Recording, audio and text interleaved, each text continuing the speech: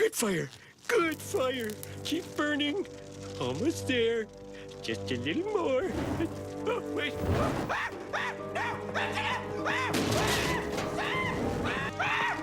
Greetings Exiles, this is CoDRayZeal coming to you with Sir Reginald Amadeus Fortescue III and Frank.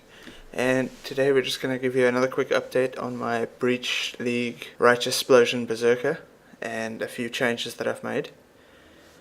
First off, I did try a little project with the Anima Stone and a few Primordial Eminence jewels, and while it did work, it gave me a really nice amount of regen, a really nice amount of physical damage reduction, and a nice amount of damage on top of that.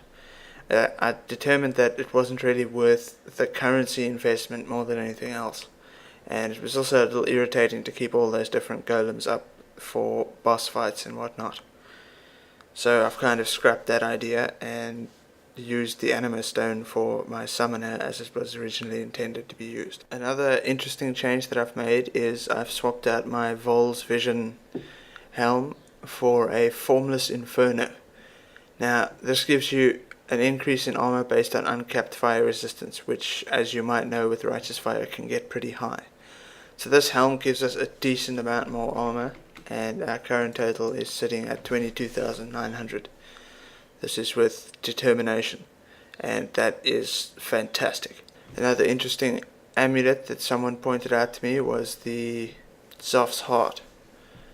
Now Zoph's Heart increases our fire damage, it increases our strength by a whole hell of a lot, gives us a little bit of life, and it also gives us some extra fire resistance. But the main deal here is covers enemy in ash. Now the reason we want to cover enemies in ash is because this increases their fire damage taken by 20%, and this is additive with things like vulnerability, but it's multiplicative with our main damage, and it's definitely worth buying if you have the currency for it. In fact, the currency I invested on the jewels would probably have gone better to an amulet like this. Other than that, I have done numerous attempts on various breach lords.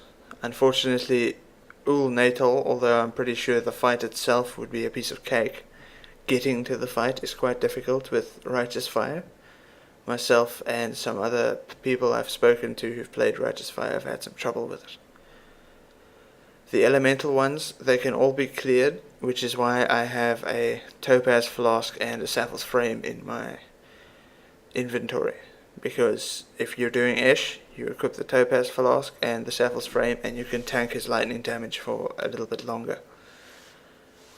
And then Tool, you have to avoid his little ice shout thing with all the little ice balls. That really hurts, and it will kill you. Sapphire Flask, Sapphire's Frame, you name it, there's no way to face tank that I found anyway. So that about wraps up the last of the changes. I'm still using the build occasionally to run Uber Labyrinth when I need some currency, and I will continue to do so, and if something else does come up there might be a third update video, but at this point I doubt it.